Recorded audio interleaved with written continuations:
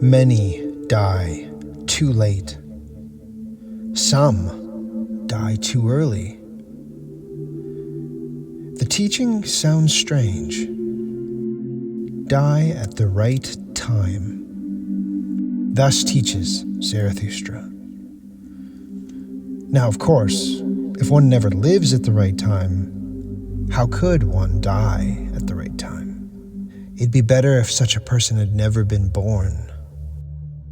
Thus I counsel the superfluous.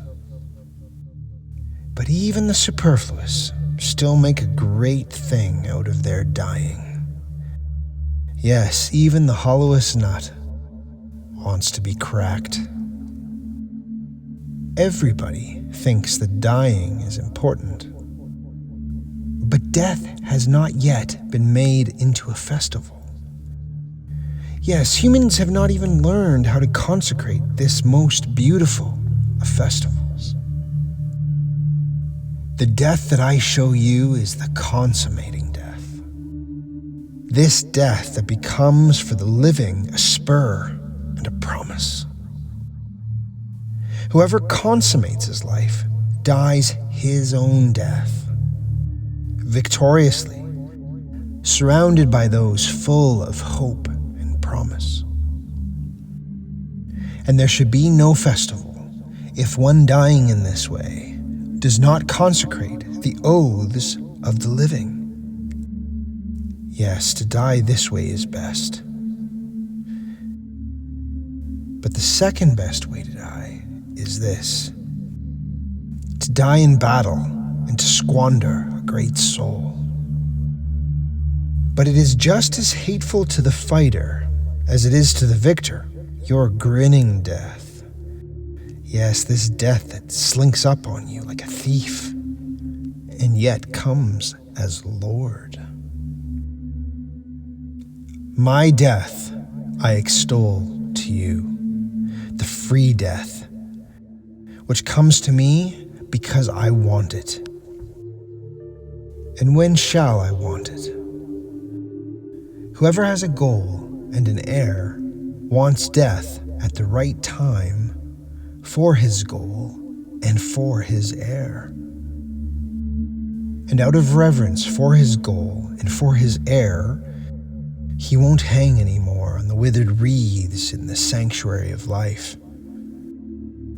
Yes, I don't want to be like the rope makers. They drag out their threads at length, and because of that, they're always walking backwards. Many people grow too old even for their truths and for their victories. A mouth without teeth no longer has the right to every truth.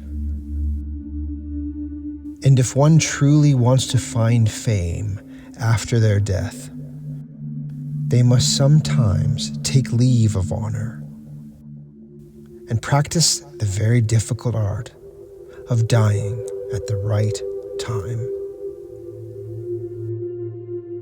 One has to learn to let oneself not be eaten, even when one tastes best. This people know who want to be loved for long. There are apples that are sour and wait until the last day of autumn, and they become ripe, yellow, but also shriveled, all at the same time. In some people, the heart ages first, and in other people, the spirit ages first. And some are old even in their youth. But those who are young late, they stay younger long. For many, life turns out badly. A poison worm eats at their heart. For such people, I say, let them see to it that their dying turns out all the better. Many people never become sweet, but they turn rotten already even in the summer. Yes, cowardice keeps them on the branch of the tree of life. Yes, many live far too long, and hang on their branches.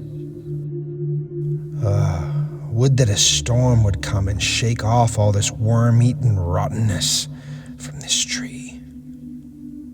Oh yes, it would be so much better if there were preachers of quick death. Those would be for me the right storms and shakers of the tree of life. But all I hear is slow death preached and patience with everything, quote, earthly. Yes, you preach patience with everything earthly, do you?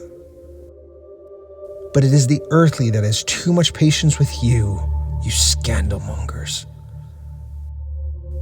Yes, too early did that Hebrew die, whom the preachers of slow death honor. And for many people, because he died too early, it has turned out to be a catastrophe. When he died, he still only knew tears and the heavy heart of the Hebrews, together with the hatred on the part of the good and the righteous. This Hebrew Jesus, he then became overcome by a yearning for death. If only he had instead remained in the wilderness, far away from the good and the just, from those self-righteous Hebrews. Perhaps then he would have learned to live and learned to love the earth. And maybe he would have learned to laugh as well. Believe me, my brothers, he died too early. He himself would have retracted his own teaching if he had lived to my age. He was noble enough to retract, but he had not yet matured. Yes, immature is the youth's love, and also immature his hatred of mankind and of the earth. Still bound and heavy are his disposition and the wings of his spirit. But in the grown and matured man, there is more of the child than there was even in youth, and less heaviness of heart. He has a better understanding of death and of life. Free for death and free in death. A sacred no when it is no longer time for yes. Thus is his understanding of death and of life. That your dying would be no blasphemy against the human race and against the earth, my friends. That is what I ask from the honey of your soul.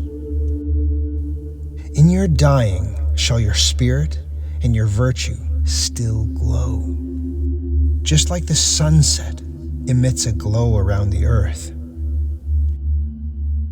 If not like this, then your dying has turned out badly.